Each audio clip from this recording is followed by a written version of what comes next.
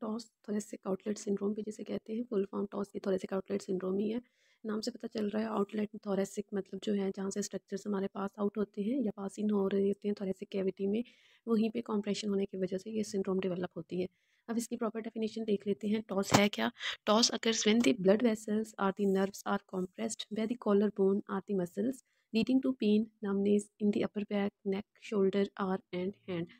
तो वही स्ट्रक्चर्स उन स्ट्रक्चर्स में जो मेजरली कॉम्प्रेस होती हैं वेसल्स और नर्व्स हैं, तो उनके कॉम्प्रेस होने की वजह से फर्दर जो हमें प्रेजेंटेशन मिलेगी, क्लिनिकल मैनिफेस्टेशन मिलेगी, वो भी उन्हीं के अकॉर्डिंग होगी। अगर तो नर्व है कंप्रोमाइज़ तो फिर हमें नमनेस मिल सकती है। इसके अलावा नर्व्स और वेसल्स दोनों की वजह से अपर बैक में पेन होगा, नेक पेन हो सकता है, शोल्डर्स में पेन हो सकता है और अफेक्टेड साइड की आर्म और हैंड तक भी वो पेन जा सकता है।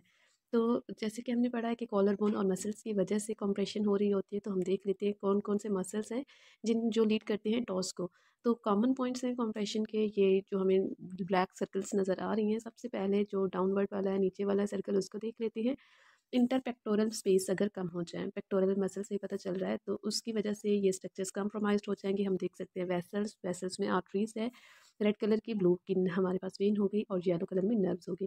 तो ये तीनों स्ट्रक्चर्स कॉम्प्रेस हो सकते हैं। सेकंड जो पॉइंट है हमारे पास कोस्टोक्लेविकुलर जंक्शन है। कोस्टो मीन रिब्स हो गई और क्लेविकुलर क्लेविकल बोन, उन दोनों का जो जंक्शन है वहाँ पे अगर कॉम्प्रेशन हो जाए तो भी ये स्ट्रक्चर्स कंप्रोमाइज्ड हो सकती हैं। और सिक्लेनी ट्राइंगल जो होती है, इंटरसिक्लेनी ट्राइंगल, अगर वहाँ पे कॉम्प्रेशन हो जाए तो तब भी, लेकिन ये चीज़ एक याद रखनी है, इंटरसेक्लेनी ट्रायंगल को हम देख सकते हैं, वहाँ पे सिर्फ और सिर्फ ब्रेकियल प्लेक्सिस की मतलब नर्व्स की कंप्रेशन हो सकती है। तो यहाँ पे सिर्फ और सिर्फ हमें न्यूरोलॉजिकल सिम्टम्स मिलेंगे। लोकेशन ऑफ पेन जैसे कि हमने पहले देखी है कि वहाँ से अपर बैक में पेन होगा, नेक में हो सकता है, शोल्डर में हो सकता है, आर्म और हैंड में हो सकता है। ये लोकेशन ऑफ पेन होगी। काजेज़ अगर हम देखें तो रिब केज और upper back pain in patients with the toss में वही सब पेक्टोरल स्पेस अगर वो कम हो जाए, कोस्टोक्लेविकुलर स्पेस कम हो जाए या फिर इंटरसेक्लेनी ट्रायंगल वो अगर कॉम्प्रेस हो जाए, ये तो ये तीन मेजर पॉइंट्स ही हैं जो कि लीड कर रहे थे टॉस को। इनको हमने पहले भी देख लिया है। अगर हम टाइप्स की बात करें, जैसे कि हमने देखा है डिफरेंट स्ट्रक्चर्स इसमें कॉम्प्रोमाइज हो रहे थे, आर्टरीज, वेन्स और नर्व्स, तो उसी के अकॉर्डिंग इसके हमारे पास टाइप्स बनती हैं, तीन types. TOS can be divided into three separate conditions caused by the compressions of the groups of nerves are the artery। अगर तो arterial structure compromised है तो उसको हम कहेंगे arterial toss। compression of the axillary subclavian artery।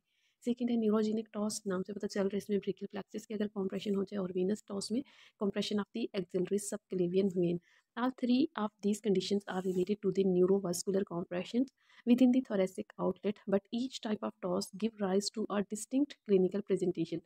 Use of simple classification also aids in the understanding of the different clinical approaches to be taken in optimal diagnosis, testing and treatment। तो इसको हम diagnose करते हैं proper वही assessment के detail history के साथ, या फिर हमारे पास स्पेशल टेस्ट होते हैं जिनकी बेस में हम ये डायग्नोसिस बनाते हैं टॉस का, और फिर हमारी असेसमेंट की बेस पे ही ट्रीटमेंट आगे डिपेंड कर रहा होता है। टॉस में जो मोस्टली हम एक्सरसाइजेस बताते हैं उसमें पोस्टरल स्ट्रेचिंग बताते हैं ताकि जो नर्व कॉम्प्रोमाइज हुई हुई हैं वो रिलीज़ हो सके।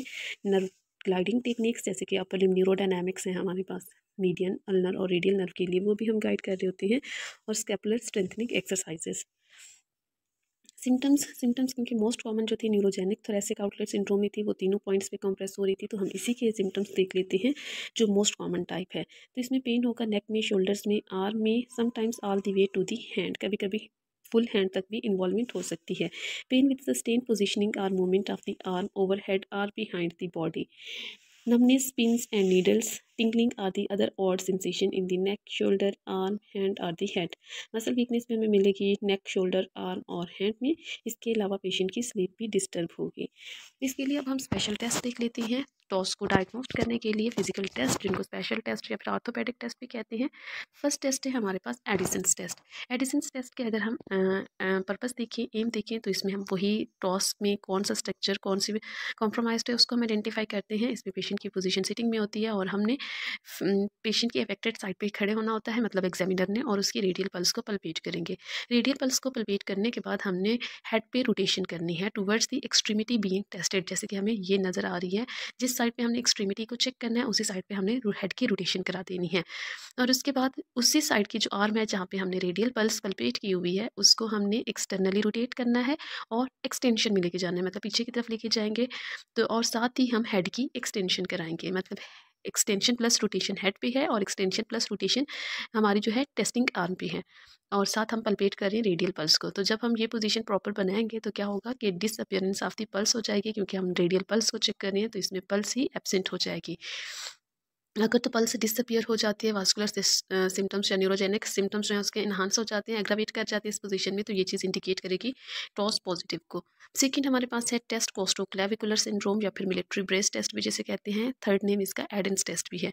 इसमें भी हमारा एम सेम वही होता है जो कि हमने ऊपर देखा था एडिसन्स में, कि टॉस में कौन सा स्ट्रक्चर कॉम्प्रोमाइज्ड है उसको रूल आउट करना। इसमें भी पेशेंट की पोजीशन सिटिंग में होती है, एग्जामिनर जो है वो अफेक्टेड साइड पे ही खड़ा होगा पेशेंट के और रेडियल पल्स को पल्पेट करेगा, सेम लाइक एडिसन्स टेस्ट। और इसके बाद जो है शोल्डर को डिप्रेस करना है, जो भी हमारी टेस्टिंग साइट होगी उसी साइड के शोल्डर को डिप्रेस करेंगे और एक्सटेंशन में मतलब बैक साइड पे लेके जाएंगे। तो सेम वही फाइंडिंग मिलेगी, वास्कुलर सिस्टम सिम्टम्स या फिर न्यूरोलॉजिक सिम्टम्स जो हैं वो रिप्रोड्यूस होंगे, या फिर हमें जो पल्स है वो डिसअपियर मिलेगी। इसमें हमने हेड की मूवमेंट कोई भी नहीं की, सिंपल हमने क्या किया है, जिस साइड पे हमने चेक किया है टॉस की कंफर्मेशन के लिए टेस्ट परफॉर्म किया है, पल्स को पल्पेट करना है, पल्पेट करने के बाद हमने शोल्डर को डिप्रेस किया है और सिंपल उसकी एक्सटेंशन करा दी है। थर्ड टेस्ट फिर हमारे पास आ जाता है राइट टेस्ट, जिसे हम हाइपर एब्डक्शन टेस्ट भी कहते हैं। एम इसका भी सेम वही थोरेसिक आउटलेट सिंड्रोम में कौन सा स्ट्रक्चर कॉम्प्रोमाइज्ड है, किस स्ट्रक्चर की पैथोलॉजी है उसको आइडेंटिफाई करना। पेशेंट की पोजीशन इसमें भी सिटिंग में है और इसमें भी रेडियल पल्स को पल्पेट करेगा एग्जामिनर। पल्पेट करने के बाद जो है नाम से पता चल रहा है हाइपर एब्डक्शन, मतलब हाइपर एब्डक्शन में लेके जाएगा और साथ ही एक्सटर्नल रोटेशन करेगा अफेक्टेड साइड पे ही। और पेशेंट को कहना है कि वो डीप ब्रीथ ले और इसके बाद हमने हेड को रोटेट करना है अपोजिट साइड पे, मतलब हाइपर एब्डक्शन और एक्सटर्नल रोटेशन हमने की है और साथ हेड पे हमने अपोजिट साइड पे अब रोटेशन की है। तो इसमें क्या होगा कि सिम्टम्स जो हैं वो उसके एसेंचुएट हो जाएंगे। अगर तो न्यूरोलॉजिकल और वास्कुलर सिम्टम्स उसके रिप्रोड्यूस हो रही हैं या फिर पल्स डिसअपियर हो रही है, तो ये चीज़ भी इंडिकेट करेगी टॉस पॉजिटिव को। लास्ट टेस्ट है टॉस को आइडेंटिफाई करने के लिए रूस एलिवेटेड आर्म, रूस टेस्ट भी कहते हैं या फिर एलिवेटेड आर्म स्ट्रेस टेस्ट भी कहते हैं, ईस्ट मतलब सेम वही एम।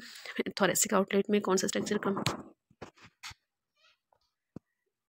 थोरेसिक आउटलेट में कौन सा स्ट्रक्चर कॉम्प्रोमाइज़्ड है उसको हम रूल आउट करते हैं। इसमें सिंपल जैसे कि ये पोजीशन नज़र आ रही है, अब एग्जामिनर ने कुछ भी नहीं करना होता।